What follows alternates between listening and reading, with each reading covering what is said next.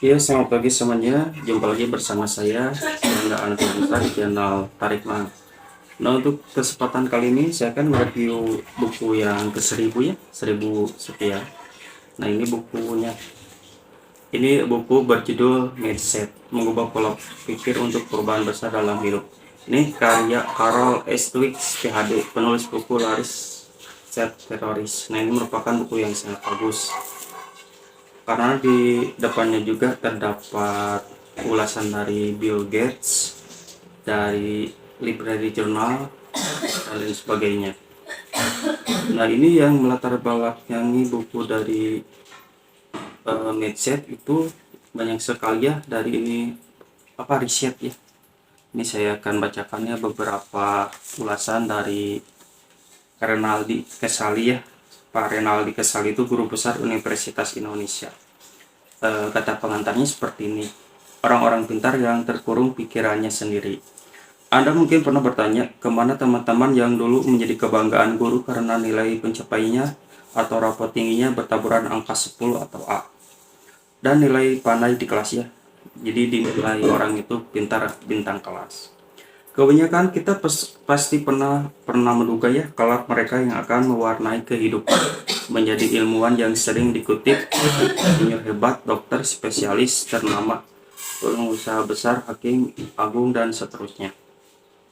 Namun dalam kehidupan di sini dan dimanapun ternyata kita sering kecewa karena yang muncul sebagai penerima penghargaan dunia ternyata bukan teman-teman kecil yang hebat itu, melainkan yang sebaliknya. Ya, mereka yang dulu sekolahnya justru mengalami beragam kesulitan. Tak sedikit yang menjadi penerima hadiah Nobel mengaku bahwa mereka kecil dilalui dengan penuh rintangan. Bahkan Albert Einstein pernah dianggap idiot ya. Albert Einstein juga pernah dianggap idiot itu.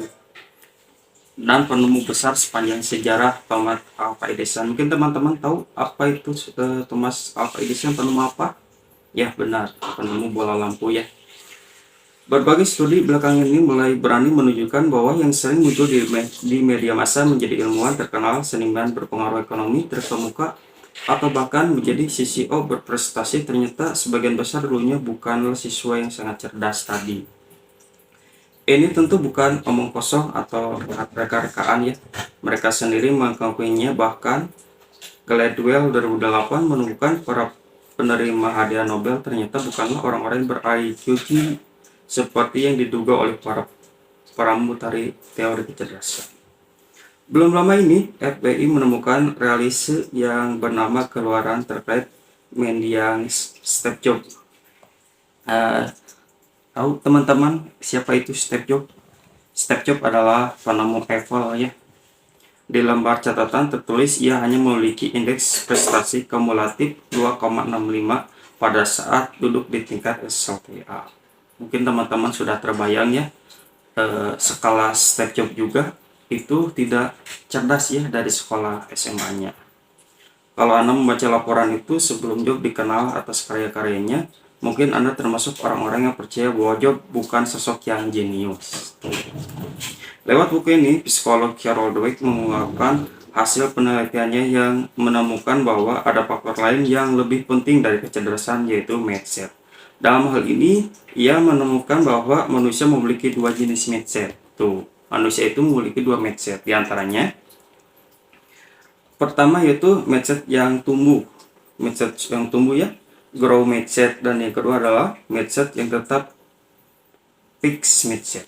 Orang-orang yang berpikir tetap cenderung mementingkan apa yang didapat dari masa lalunya, yaitu prestasi sekolah-sekolah yang tampak dalam ijazah dan gelar sekolah. Dan tidak didapat mereka percaya bahwa prestasi itu akan berlaku selama-lamanya, persis seperti cara pandangan kita tentang IQ. Jadi untuk teman-teman mungkin sekolah ya, sekolah dari SD, SMP, SMA, kuliah. Teman-teman tahu ya, teman-teman misalkan sebangkunya dengan orang pintar, dia itu selalu ranking 1 dari kelas 1, kelas 2, kelas 3, kelas 4, kelas 5, itu aja. Kalau nggak ranking 1 paling jatuhnya ke ranking 2, ke 3, terus aja. Nggak pernah langsung nggak ada rankingnya, paling jatuh-jatuhnya juga ranking 4. Nah, pada suatu waktu ya ketika lulus SMA atau kuliah, kita tahu dia itu pintar, tapi pada kenyataannya nasib berkata lain. Jadi seseorang yang dianggap pintar cerdas itu bisa bekerjanya misalkan di pom bensin, bisa jadi di SPG, minimarket, supermarket. Ternyata berbanding lurus gitu ya, berkebalikan mungkin. Yang tadinya bolos sekolah, sering jadi sekolahnya tidak serius ya, suka main-main bercanda-canda, malahan orang yang sering bercanda atau kelewat bodohnya itu menjadi orang sukses di depan berikutnya. Contohnya teman saya yang sering bolos sekolah, kacau lah pokoknya mah. Nah itu bisa berkembang. Nah untuk selanjutnya, dari Pak Renaldi Kesali itu terdapat pembahasan ya yang tadi saya bacakan. Nah itu merupakan yang sangat bagus. Nah di sini terdapat ada 400 halaman ya dari buku Mindset. Ini riset ya dari Carl S. Dweck. Ini sangat bagus sekali teman-teman. Ini hampir terjual 1,9 juta eksemplar. Jadi di sini sudah jelas teman-teman. Faktor terpenting yang menentukan bagaimana seorang mencapai keahlian tertentu bukanlah kemampuan yang sudah melekat sebelumnya, melainkan usaha keras dengan maksud yang jelas. Itu karya Robert Sternberg. Jadi diulangi lagi ya teman-teman.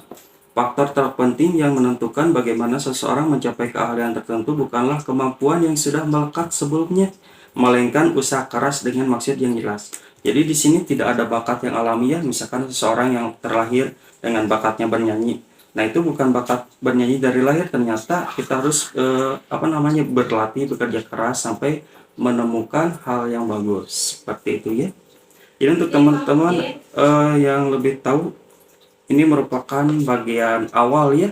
Jadi teman-teman bisa belajar lebih lanjut lagi.